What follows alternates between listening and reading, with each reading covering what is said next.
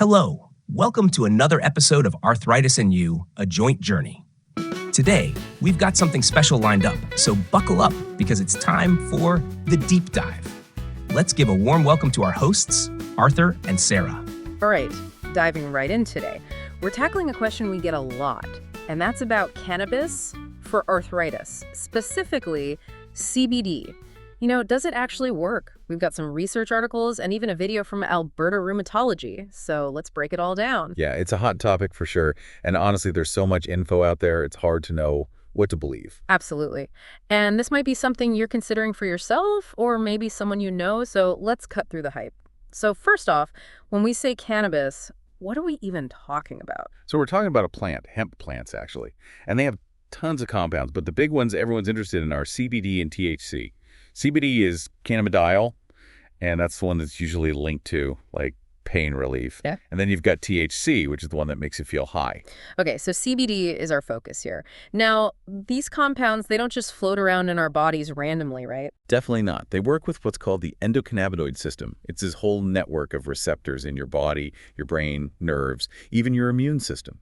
And this system is involved in regulating a bunch of stuff like pain, inflammation, even your mood and sleep. Wow, so our bodies are actually designed to interact with these things. But before we get ahead of ourselves, what about the research? The Alberta Rheumatology video, they didn't sugarcoat it. No solid clinical trials to prove cannabis works for osteoarthritis or rheumatoid arthritis. And that's a really important point. Without those gold standard, large, well-designed clinical trials, we can't say for sure, yes, cannabis works for arthritis. Right, and they pointed out that in 15 smaller studies, only about 1 in 11 people got even a little bit of pain relief. And even that was short-term. Not exactly a slam dunk. Not at all. And then there's the even bigger question, the long-term effects. Do any benefits outweigh the risks over time? We just don't have that data yet. Okay, so research is limited, but not completely absent. What does it suggest, even tentatively, about potential benefits? Well, there are some studies that show it might help with pain, mood, and sleep. But, and this is key, those benefits aren't proven specifically for arthritis.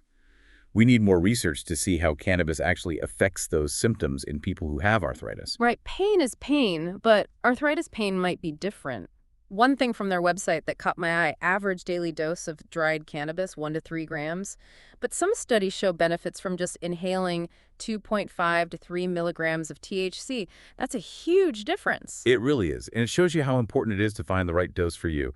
What works for one person might not do anything for another. That's definitely a conversation to have with your doctor, not something to try and figure out on your own. No cannabis DIY projects. Makes sense. Now for the maybe less fun part. The risks and side effects. Yeah, so the video mentioned that about 1 in 5 people experience dizziness, sedation, or even confusion.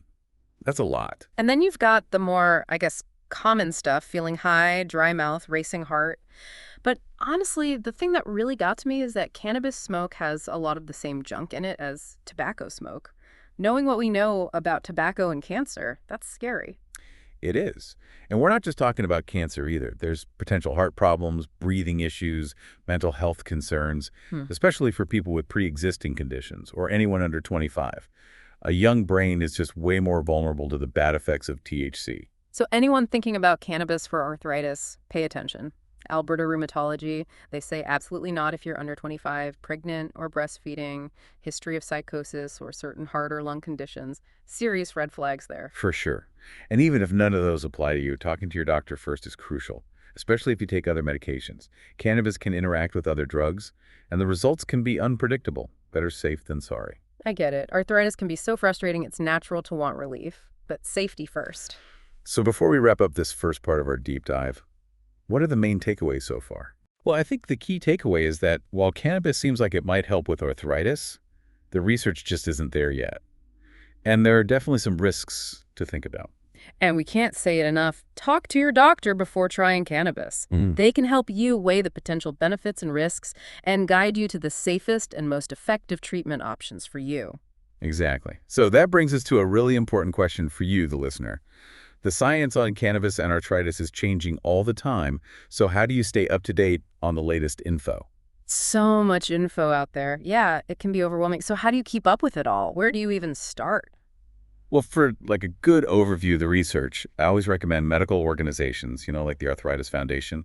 They do a pretty good job summarizing the latest studies. Makes sense, but sometimes those can get a little technical, right? Oh, for sure. What about resources for, well, normal people?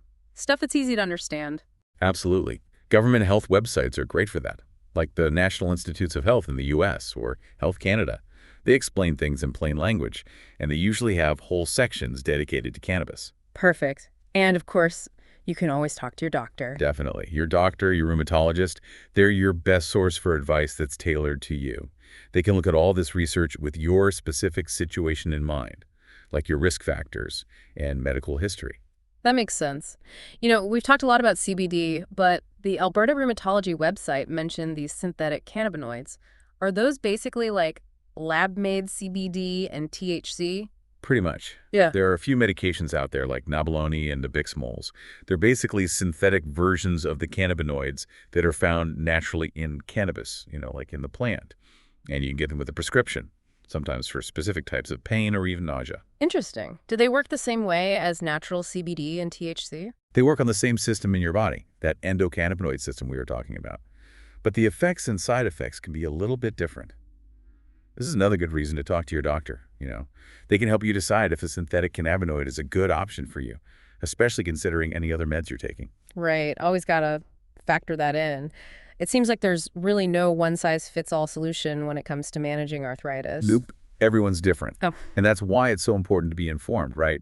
The more you know about your options and the potential effects, the better decisions you can make about your health. With your medical team, of course. For sure.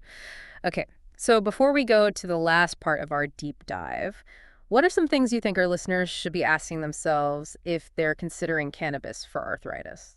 Well, I think it's important to really consider how bad your arthritis is, how much pain you're in, and also your own individual risk factors and your goals.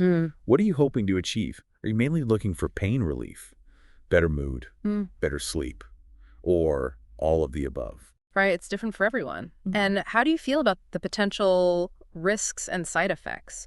Are you okay with maybe feeling a little dizzy or sedated? Yeah. Or even experiencing that high? Yeah, that's a good point. And are you willing to commit to regular checkups with your doctor, especially if you're taking other medications? These are all things to think about seriously. Those are all great questions. Yeah. Okay, so we've covered a lot, but there's still more to go. In the final part of our deep dive, we're going to get into the nitty-gritty of how cannabis is actually used, the different forms and all that.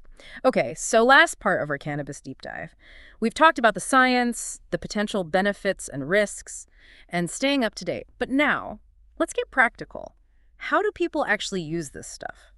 Well, there are a few ways to do it, and they all have their own pros and cons. The Alberta Rheumatology website, they actually had a good table laying it all out, like all the different methods, eating it, inhaling it, even rubbing it on your skin. Right, I remember that. So when we say eating it or ingesting it, we're talking about what, like capsules, edibles, even just like the dried plant itself? Exactly. Edibles and capsules, people like those because they're discreet, and the effects tend to last longer. Only thing is, it can take a while for them to kick in. Like sometimes a couple of hours. Got it. Patience is key. Now, inhalation, that seems a little trickier, especially with the whole smoking thing and the risks. What are the, safer alternatives? Well, vaping has become pretty popular because you're not actually burning the cannabis. So you don't inhale all those nasty toxins that you get from smoke. But it's important to remember that vaping still has its own risks, and we don't really know much about the long-term effects yet. Good point. Vaping's not a free pass. Now, topical application, that's an interesting one. We're talking about creams and lotions here, right? Yeah, exactly. Topical cannabis products, they're applied right on the skin. Usually for targeted pain relief, on specific muscles or joints. There's not a ton of research on topical cannabis for arthritis yet, but it's definitely getting more attention. It seems like there are just so many options. And finding the right method, the right dose, it sounds like it's a personal journey. With your doctor's guidance, of course. Oh, absolutely. No matter what method you choose, the most important thing is to start low and go slow. Everybody reacts to cannabis differently. It depends on so many things. So being patient and paying attention to how your body responds is super important. We've focused a lot on the physical side of using cannabis, but what about the mental and emotional aspects? That Alberta rheumatology video mentioned the mental health risks, especially for people with pre-existing conditions or anyone under 25. Yeah, that's a really important part of it all. Ah. Cannabis can make anxiety or depression worse, and in some cases, it can even cause psychotic episodes. And for young people, their brains are still developing, so the risks are even higher. So it's not just about finding the right dose for pain, it's about thinking about how it might affect you mentally and emotionally too, right? Exactly. It's about looking at your health as a whole and making smart decisions that are good for your mind and your body. Well, it looks like we've reached the end of our cannabis deep dive. What are some final thoughts you want to leave our listeners with? Well, I think the most important thing to remember is that cannabis, while it might be helpful for managing arthritis, it's not a cure-all. We're still learning a lot about it, and there are some real risks to keep in mind. And like we've been saying all along, talking to your doctor is crucial. They can help you sort through all this info, figure out your risk, and basically help you come up with the best treatment plan for you. Right. Remember, knowledge is power. The more you know about cannabis, what it can do, the good and the bad, the better decisions you can make about your health. And that's what it's all about. We hope this deep dive has been helpful. We hope you've learned something. And if you have any questions or concerns, please reach out to your healthcare provider. Until next time, stay curious, stay informed, and take care.